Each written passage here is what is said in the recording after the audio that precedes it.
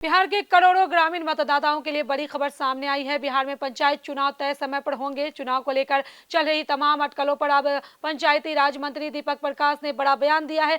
मंत्री ने साफ कहा है कि इस बार भी पंचायत चुनाव ईवीएम यानी इलेक्ट्रॉनिक वोटिंग मशीन से कराए जाएंगे और चुनाव की तारीखों का ऐलान भी जल्द किया जाएगा। लेकिन सबसे बड़ा सवाल यह है कि आखिर चुनाव कब होंगे, क्या इस बार किसी तरह की देरी होगी और पंचायतों को मिलने वाले 52,000 करोड़ रुपए का ग्रामीण विकास पर क्या असर पड़ेगा। आज के इस वीडियो में इन्हीं सभी सवालों के जवाब जानेंगे। आदाब, नमस्कार, आप देख रहे हैं मंथन टुडे। मैं हूं आपके साथ उज़मा। सबसे पहले हम आपको बता दें कि मंत्री दीपक प्रकाश ने क्या कहा है। नालंदा जिले के बिहार शरीफ परिसदन में आयोजित प्रेस वार्ता के दौरान मंत्री ने कहा कि बिहार सरकार पंचायत चुनाव समय पर कराने के लिए पूरी तरह तैयार है।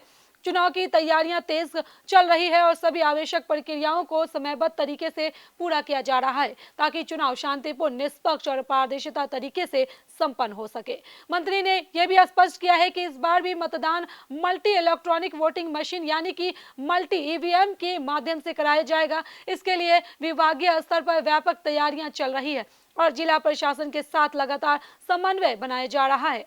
अब सवाल ये उठता है कि ईवीएम से चुनाव कराने पर सरकार इतना जोर क्यों दे रही है। सरकार का कहना है कि ईवीएम के उपयोग से मतदान प्रक्रिया पहले से अधिक तेज, आसान और पारदर्शी होगी। सबसे बड़ा फायदा ये होगा कि मतगणना कम समय में पूरा हो जाएगा और चुनाव परिणाम भी जल्द घोषित किए जा सकेंगे। यानी कि जहां पहले मतगणना में काफी समय लगता था, वहीं ईवीएम की वजह से पूरी प्रक्रिया अधिक व्यवस्थित और तेज हो सकती है। अब बात करते हैं चुनाव की तैयारियों की। मंत्री दीपक प्रकाश ने कहा है कि सरकार की प्राथमिकता लोकतांत्रिक व्यवस्था को और अधिक मजबूत बनाना है। पंचायत स्तर पर समय पर चुनाव कराना सरकार की प्रतिबद्धता है। उन्होंने कहा है कि निष्पक्ष चुनाव कराने के लिए सभी आवश्यक संसाधनों की व्यवस्था की जा रही है। जिला प्रशासन को भी तैयारियां रहने के निर्देश दिए गए हैं ताकि चुनाव प्रक्रिया बिना किसी बाधा के पूरी हो सके। अब इस खबर का दूसरा और बेहद महत्वपूर्ण हिस्सा है पंचायतों को मिलने वाली विकास राशि में इस बार बड़ा इजाफा किया गया है। मंत्री ने बताया कि 15वें वित्त आयोग की अवधि में बिहार की पंचायतों को विकास कार्यों के लिए करीब 19,500 करोड़ रुपए मिले थे, लेकिन अब 2026-27 से 2029-30 की नई अवधि में यह राशि बढ़कर 52,000 करोड़ रुपए से अधिक कर दी गई है। यानी पंचायतों को पहले की तुलना में कई अधिक आर्थिक सहायता मिलने वाली है। सरकार का दावा है कि इस अतिरिक्त राशि का उपयोग गांव में सड़क, नाली, पेयजल, बिजली, सार्वजनिक भवन और अन्य बुनियादी सुविधाओं के विकास में किया जाएगा।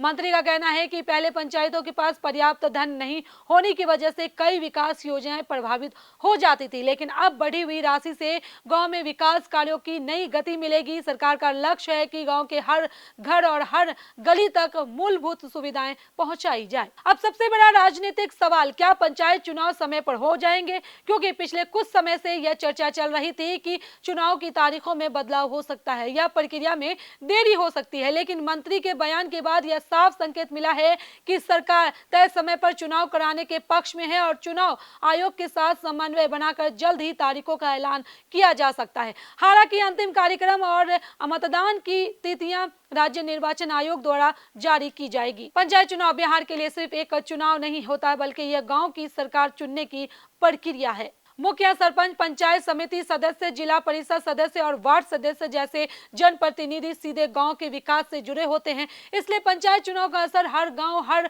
परिवार तक पहुंचता है। अगर चुनाव समय पर होते हैं और पंचायतों को पर्याप्त धन मिलता है तो ग्रामीण विकास योजनाओं को भी नई गति मिल सकती है। अब देखने वाली बात होगी कि राज्य निर्वाचन आयोग चुनाव कार्यक्रम कब तक जारी करता है और नामांकन से लेकर मतदान तक की पूरी प्रक्रिया किस समय शुरू होती है। फिलहाल सरकार की ओर से साफ संदेश है कि पंचायत चुनाव समय पर होंगे, ईवीएम से मतदान कराया जाएगा और पंचायतों को पहले से कई ज्यादा विकास निधि उपलब्ध कराई जाएगी। क्या आपको लगता है कि ईवीएम से पंचायत चुनाव कराने से प्रक्रिया अधिक पारदर्शिता और तेज होगी और क्या 52,000 करोड़ रुपए की बढ़ी हुई राशि से गांव में विकास की तस्वीर बदलेगी? अपनी राय हमें कमेंट बॉक्स में जरूर बताएं। चलिए फिलहाल इस खबर में बस इतना ही। बिहार की ऐसी राजनीतिक खबरों के लिए बने रहे मंथन टुडे के साथ ही हमारे चैनल को लाइक करें, सब्सक्राइब करें, फॉलो करें और निष्पक्ष पत्रकारिता देखना है तो देखते रहे मंथन टुडे। बहुत बहुत शुक्रिया।